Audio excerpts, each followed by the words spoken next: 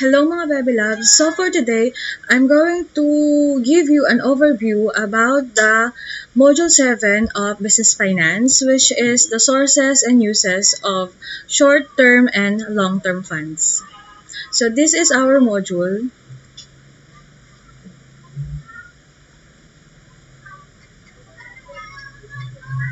Still, you have the preliminary activities. Before that, we have 3 lessons under this module, which is first, the debt and equity financing, sources and uses of short-term and long-term funds, and the duties of the borrowers to a creditor. So you have your what I know. So for lesson 1, debt and equity financing. For what's in activity, as a review of our previous module, working capital, let us assume you are going to open another branch of a restaurant, but it will cost you 8 million pesos. So, in short-term loan, hindi nyo siya kakayanin mabayaran within short period of time. So, paano nyo daw po siya maka-finance yung 8 million? After the what's in activity, you have the what's no activity. So, do you have a family business or a small online business? Do you witness or have been involved in application of loans? Naranasan po bang mangutang of your business or your family business from financial institutions? So, in, I think, Module 2 or Module 3, you have there the financial institution. Kahit alin po doon. So, kindly detail your experience or you can interview someone na experience ng mag-apply ng loan. So, you can write an essay.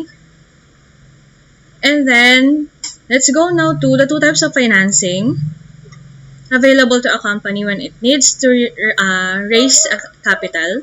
So, you have the debt financing and the equity financing. Let's first discuss the debt financing. So, it involves the borrowing of money and paying it back with interest. So, the most common form of debt financing is a loan. Debt financing comes from a restriction on a company's activities that may prevent it from taking advantage of opportunities outside of the realm of its core business. So, it is a way of companies' business to raise funds. So, kailangan nilang mangutang sa mga financing institutions. So, to raise funds by either selling debt instruments like bonds and promissory notes daw po. So, stating the pledge of the company of repaying the principal, so yung principal amount, as well as the interest na mapagkakasunduan to the investors. Okay, so you have here a review tip. An investor is any person or other entity, such as firm or mutual fund, who commits capital with the expectation of receiving financial returns. In debt financing, ang financial returns natin is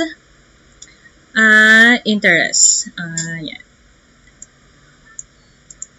Okay, so you have the advantages of that financing. Okay, first, the lender has no control over your business. So, yung mga lending companies natin, so doon lang tayo umutang. So, yung capital na makukuha natin sa kanila, ay yun yung gagamitin natin sa negosyo. So, wala silang magiging say kung sino man yung nautangan natin doon sa operations ng ating business. Once you pay the loan, your relationship with the financier ends. So, tapos na po. Kung nabayaran natin yung principal, including the interest. So, second, interest you pay is tax deductible. So, bawas na po siya, tax deductible. For example, income of a company is 500,000. So, nagkapalit ato. 500,000 pesos. And interest expense is 80,000 pesos. Which means that 500,000 less 80,000. So, si 420,000 is the taxable. So, finally, it is easy to forecast expenses because loan payments do not fluctuate. Since the expense for the payment of the debt is known by the company. So, let's say, for example, yearly ang babayaran natin. So, given dun sa loan agreement, let's say for example, 100,000 each year. Ano, depende sa mapagkakasunduan with the financer. So, interest expense is known. So, if you have advantages of that financing, you also have disadvantages. So, that financing, it generates contractual obligation. So, it is your obligation na magbayad ng principal and interest. So, whether daw po na maganda ang takbo ng negosyo nyo o hindi, kailangan nyo magbayad ng utang. So, on-time payment is essential because unpaid principal and interest will lead to penalties. So, bukod sa principal and interest, kapag hindi mo pa nabayaran, meron pang madadagdag na penalties. And also, higher interest payment. So, pag nagtaas ang mga payment ninyo o higher payment, it means higher expenses sa company ninyo. So, next is the equity financing. So, it involves selling a portion of your company's equity in return for capital. So, ito naman, hindi po kayo uutang, pero magbebenta po kayo ng equity ng company nyo. Let's say, ito, for example. So, ABC daw decides to give up 10% of ownership of the company and sell it to an investor and in return for capital. So, ngayon, opposite ni debt financing, siya ay walang control over business. So, eto naman ka equity financing, kung sino yung nakabili ng 10%, he now owns 10% of the company and has a voice in all business decisions. So, meron na siyang say or meron na siyang voice kung ano man ang gusto niyang mangyari dun sa negosyo, or he could say yes or no in every decision-making activities that you have in your company. So, with this method of financing, the company sells ownership, interest to a shareholder or stockholders. So, it is the most considered as the safest form of financing for a business on the point of view of a company. So, because it does not require mandatory payment of dividends. So, here, the financial returns is the dividends, while the financial returns naman ng debt financing is interest. Okay, pag kay equity financing, dividends naman ang kanyang financial returns. So, a review tip, a shareholder, also referred to as a stockholder, is a person, a company, or institution that owns at least one share of a company's stock, which is known as equity. So, we have also the advantages of equity financing. Ang main advantage niya, no obligation to repay the money compared kay debt financing na kailangan mong ibalik ang inyong inutang. So, dito, since wala namang inutang, wala ding babayaran si company. Because ang naging returns naman noong capital na nakuha natin outside is ownership inside the company. So, another advantage of equity financing, there is no additional financial burden to the company. So, walang interest. So, there are no required monthly payments associated with equity financing. The company has more capital available also to invest in the growing business. But that does not mean that there is no downside to equity financing. So, let's discuss now the downside or the disadvantage. So, the downside is quite large. So, in order to gain funding, you will have to give investor a percentage of your company.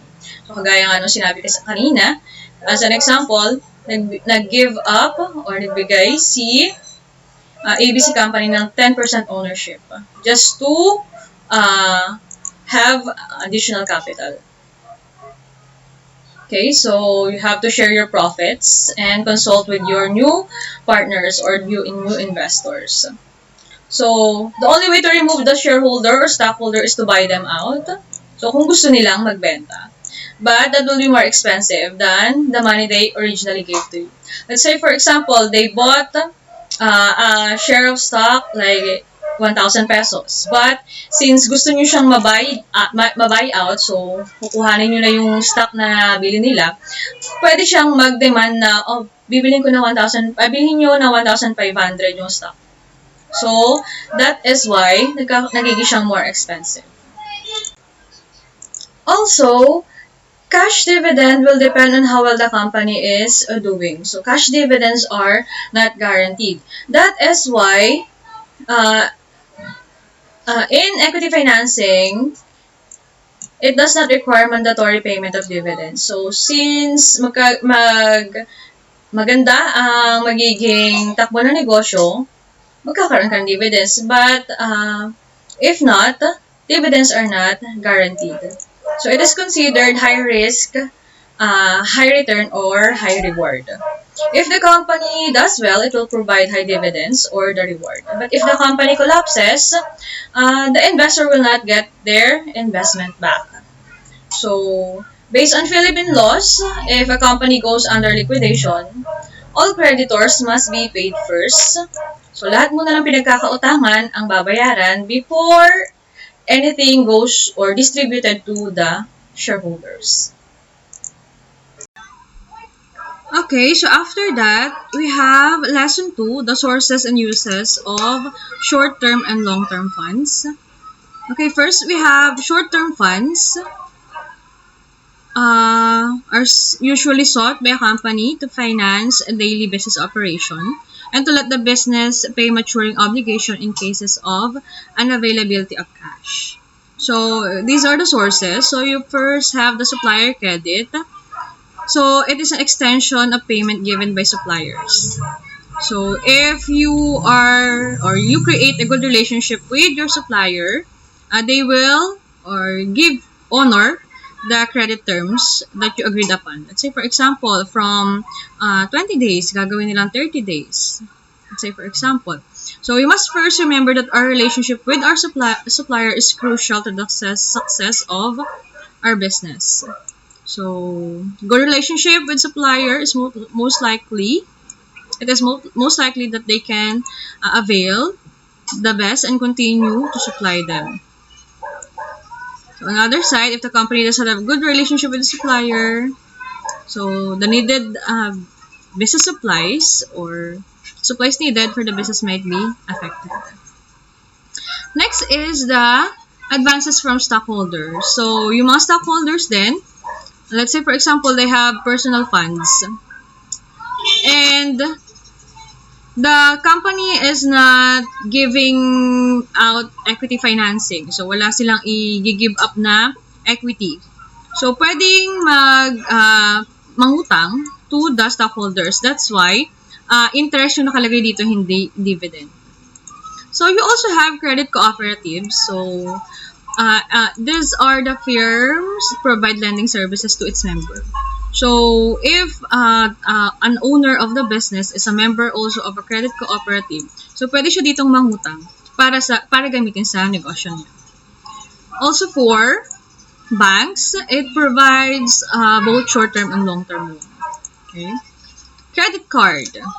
So, provides cashless transaction through credit or even cash advances. So, usually, banks are giving out credit card if maganda yung mga outstanding balances sa kanila ng mga individual.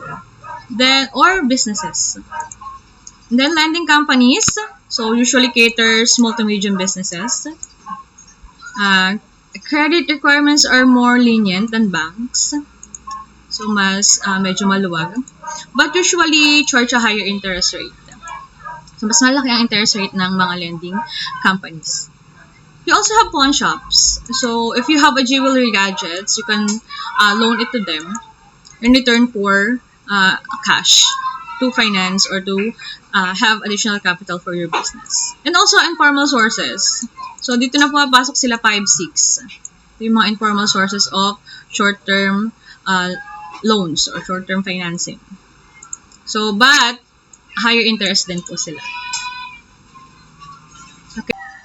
Next is the long-term funds. So, sometimes called capital investment.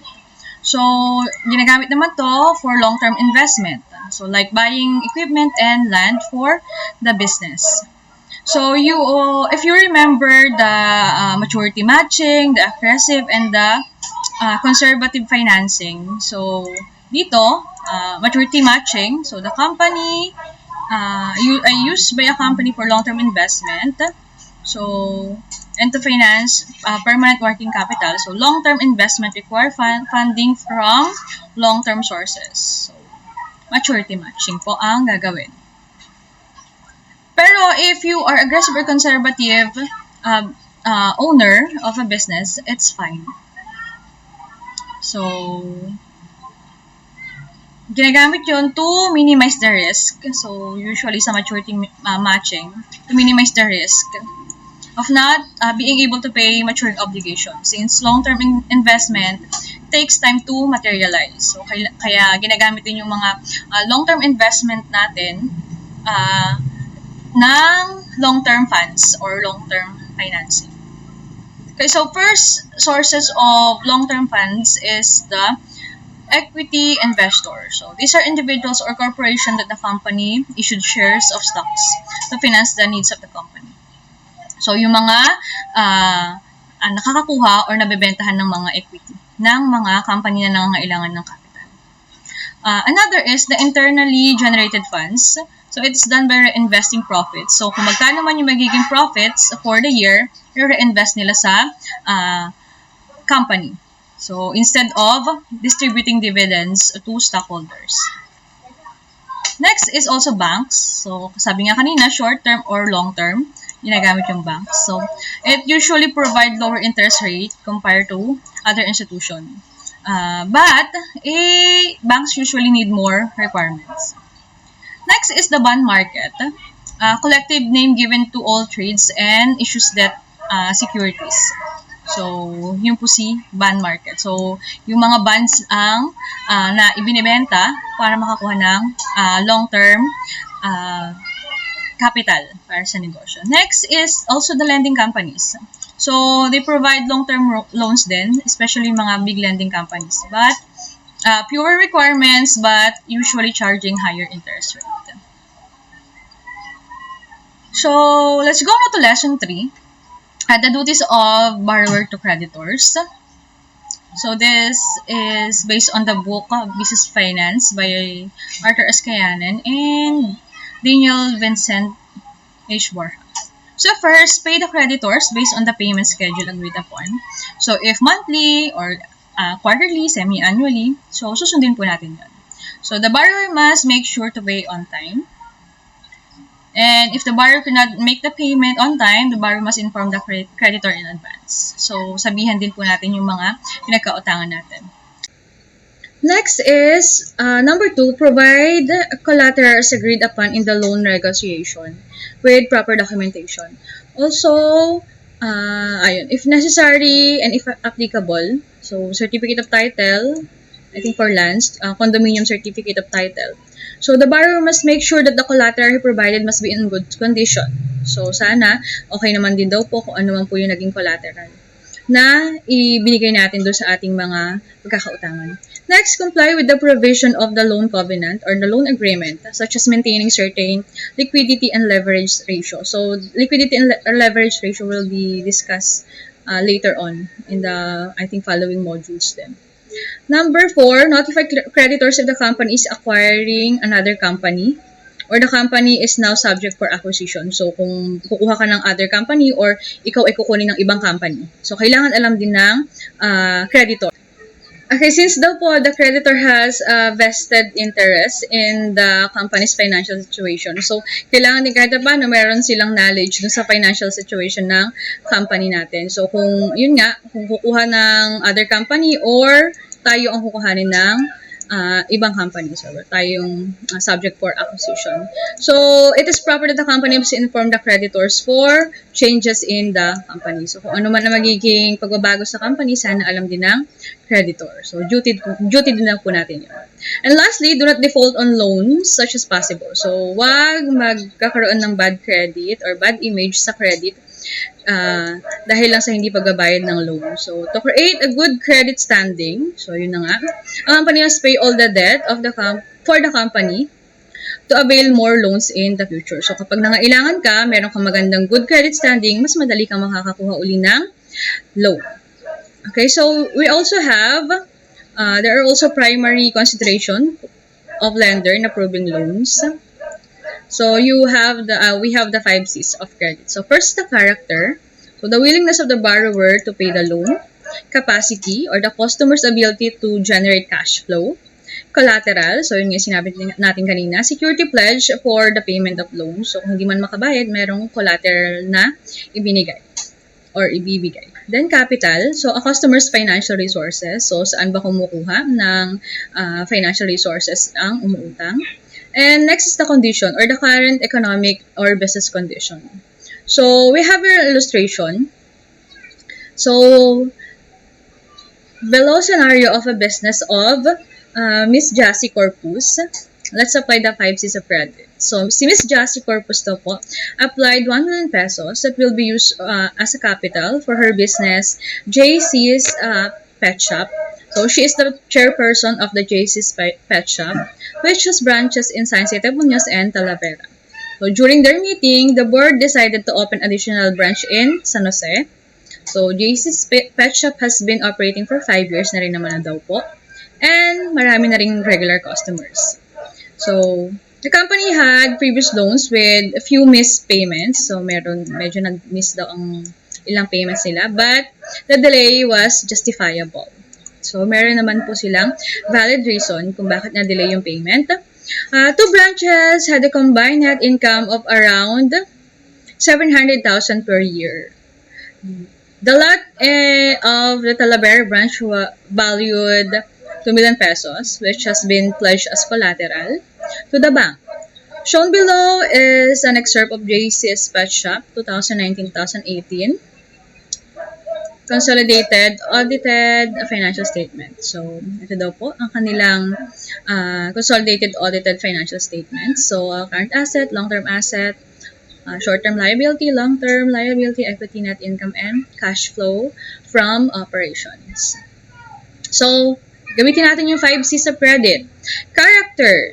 So, the decline in long-term debt and increased asset, net income, and equity proves that Ms. Corpus and the company are managing the business well. So, ano daw po yung mga nag-increase? So, yung asset daw po niya from 900,000, naging 1.2 million. So, income. So, tumaas po siya ng 50,000. And equity. So, medyo malaki-laki din ang tinaas ng equity. Okay, so yun yung character. Then the capacity, the net income of the business as well as a positive cash flow indicates the company is capable of paying loan. So, tama po ba? So, cash flow. And then, also the positive cash flow. Next, collateral. So, the collateral pledged to the bank had higher value than the loan. Balikan natin. So, si Talavera branch ay nagkakahalaga ng 2 million, pero ang utangin lang, or ang applied loan natin is 1 million. Okay, so kaya naman bayaran nung collateral yung utangin. And then capital, based on the sample consolidated and audited financial statement, it provides a preview of borrower's resources. So, ayan po yung mga resources niya. Matataas naman. So, through a period of a year, so from 2018 to 2019, tumaas naman din po. And condition, the financial statement shows that the business is doing well and is growing. So, maglo-loan din siya para magkaroon ng additional branch. So, lumalaki siya. So, nagiging known din yung company. So, usually, ito daw po yung ginagamit. So, primary consideration of lender. Paano niya kita kung papautangin ba niya o hindi ang isang individual or a company. So, that is the discussion for Module 7. So, you have activities. So, create a table that shows an advantage and disadvantage of debt financing. So, gawa na lang po ng table. So, table for advantages and table for disadvantages. So, ganoon din po kay equity financing. And you can also do some research kung gusto nyo pong makahanap pa kung ano pa yung mga advantages at disadvantages which maybe in the future magagamit ninyo. Next, activity 2. So, find the words in the puzzle or group of words to complete the statements below. So, ito yung statement. So, this should be blank. So, holders of blank stocks will receive excess dividends if the company declares higher dividends. So, common stocks. So, you do the rest. Then, what I have learned, just complete the statement.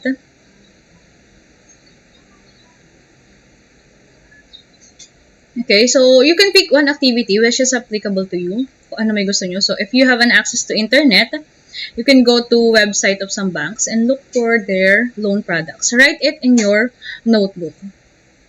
So, if none, write down different financing institution dito sa ating lugar and state what kind of financing institution they belong to and what kind of financing they provide. So, this is an example. So, you have land bank.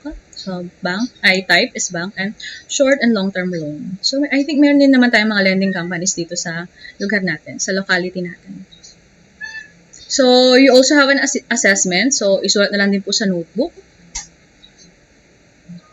Okay, so for additional activity, visit a website or ask someone if walang internet connection about a bank or lending company's loan requirements and create your own flowchart based dun sa nakita nyo sa website or based dun sa na-interview nyo tao.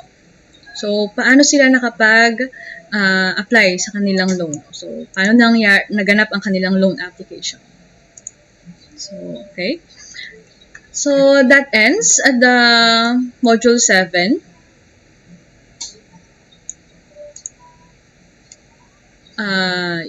Sources and uses of short-term and long-term funds. So, that's all. Next nating topic is module 8. So, bye-bye.